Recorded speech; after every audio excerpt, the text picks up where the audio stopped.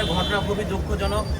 আরও দুঃখজনক হলো যে কিছু মিডিয়া যুবদলের নাম প্রচার করেছেন, এটা অত্যন্ত দুঃখজনক। গতকালকে আমাদের সেন্ট্রাল যুবদলের সভাপতি আব্দুল মোনায়েম ভাই এবং আমাদের সেন্ট্রাল যুবদলের সাধারণ সম্পাদক বর্তমান এমপি, সংসদীয় আসন এমপি নুরুল ইসলাম নয়ন ভাই, উনি এসে খোঁজ খবর নিয়েছেন, ডাক্তার সাহেবের সাথে কথা বলেছেন এবং যুবদলের যে বিষয়টি আপনারা দেখেছেন যে আমরা স্বৈরাচারী শেখ হাসিনা পতনের পর এই যুবদলই কিন্তু সাধারণ মানুষকে পাহারা দিয়েছে, রাতভর বিভিন্ন এলাকায় অবস্থান নিয়ে সাধারণ মানুষদেরকে রক্ষা করেছেন স্বৈরাচারী সরকারের দোসরদের দিয়ে। তারপরে এই যুবদলের নাম বিভিন্ন জায়গায় আসছেন।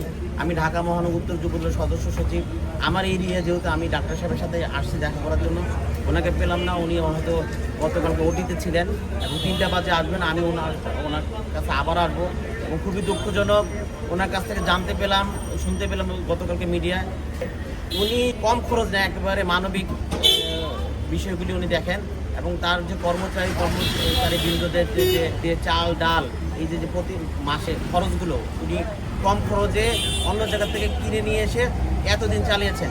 যে টেন্ডারবাজি যারা করে যুবদলের নাম ভাঙিয়ে, আপনারা জানেন এই শেরেবাংলা এলাকায় বিভিন্ন অফিস আদালত, প্রশাসনের কাছে আমি সহযোগিতা চাবো যে যারা এই ধরনের কর্মকাণ্ড বলে যে মহিন না, যারা আমার দলের নাম ভাঙিয়ে ছাত্রদল, যুবদল, স্বেচ্ছাসেবক দল সংগঠনের নাম ভাঙিয়ে যারা চাঁদাবাজি করবে তাদেরকে যেন গ্রেপ্তার করে এবং আশেপাশে সবাই যেন সহযোগিতা করে এবং 6 ঘন্টার ভিতরে আলটিমেটাম যে ওকে যেভাবে হোক র্যাব বাহিনী, প্রশাসন, পুলিশ বাহিনী, গোয়েন্দা বাহিনী, যেভাবে সেনাবাহিনী এখন মাঠে আছেন যেন ওকে দৃষ্টান্তমূলক শাস্তি জনগণের মাঝে যেন এনে বলে যে এরা কি মানুষকে যেন অত্যাচার না করে।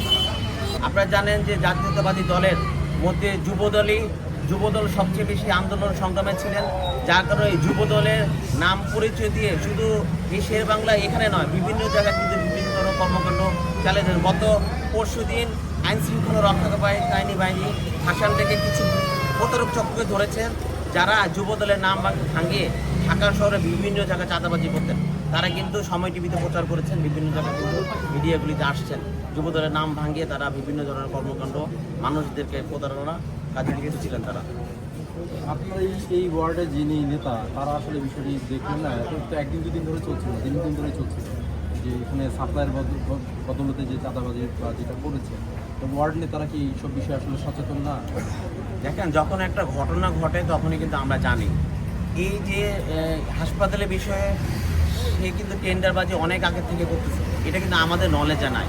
তখন যদি আজকে যে আপনারা আমাদেরকে জিজ্ঞেস করছেন এবং গতকালকে যে ঘটনাটা ঘটে গেছে, আমাদের সেন্ট্রাল সভাপতি সাধারণ সম্পাদক এসেছেন, এই বিষয়টা কিন্তু এর আগে যখন যুবদলের নাম ভাঙিয়ে তারা টেন্ডারবাজি করা শুরু করছিল তখন যদি আমাদেরকে অবগত করতো তখন আমরা এসে বলতাম যে আমাদের যুবদলে কেউ না।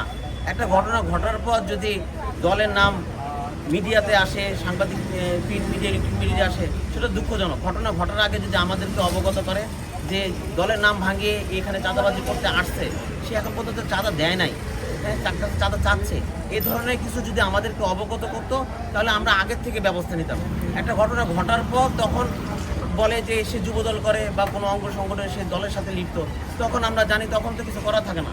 তখন আমরা আইন শৃঙ্খলা রক্ষাকারী বাহিনীর কাছে আমরা বিনীত অনুরোধ করি যে অ্যারেস্ট করার জন্য। কিন্তু সবার কাছে আমার রিকোয়েস্ট থাকবে, আমাদের স্যার অধ্যাপক স্যার কামরুল সাহেবের সাথে স্যার যারা এই ধরনের প্রতিষ্ঠান নিয়ে বসেছে তাদের কাছে আমার রিকোয়েস্ট থাকবে যারা প্রথমত আসে দলের নাম ভাঙায় তাদেরকে আমাদেরকে অবগত করুক, আমরা ব্যবস্থা নেব দলগতভাবে। প্রশাসন আছে, এখনও সেনাবাহিনী মাঠে আছে, তারাও ব্যবস্থা নেবে। আগে আমাদেরকে জানালে ভালো হয়।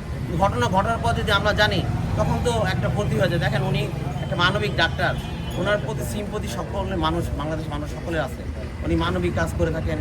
এখানে যারা কর্মচারী কর্মকর্তাবৃন্দ আছে তাদেরকে এই যে মাসিক যে খরচগুলি উনি সাশ্রয় করে তাদেরকে দেয়। এখানে টেন্ডারবাজি করছে, এই জিনিসটা যদি আগে জানাতেন তাহলে আমরা কিন্তু ওনার উপকার আসতে পারতাম।